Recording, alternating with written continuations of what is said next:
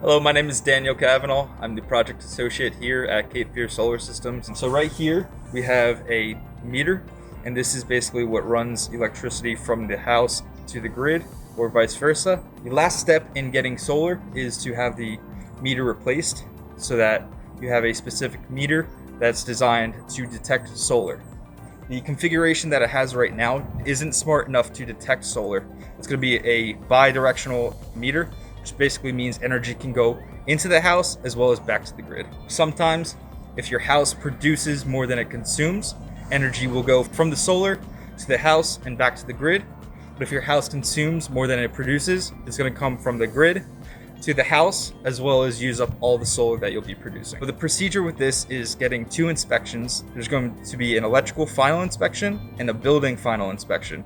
These are basically approved by the county or inspections office in the surrounding area.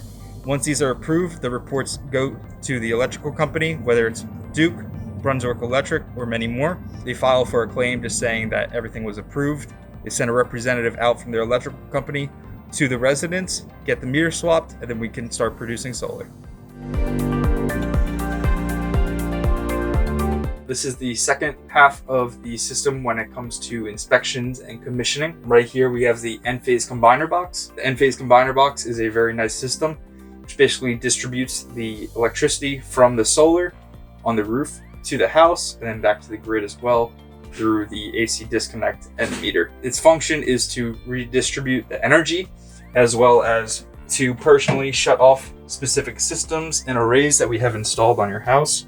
We're able to track your production of the house as well as the solar using this box right here and transmit all the data as well as possibly find out any issues that you may run into in the future. On our portal, we're able to figure out which solar panels are functioning as well as not functioning if the cases were ever to arise, as well as answer any questions via remote website.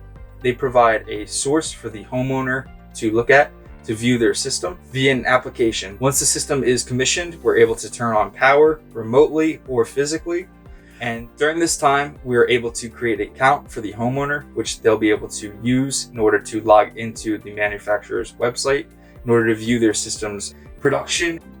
With the N-phase, it's through N-phase's website, which is enlighten.nphaseenergy.com, or they can also use an app, which will be submitted via an email for them to access.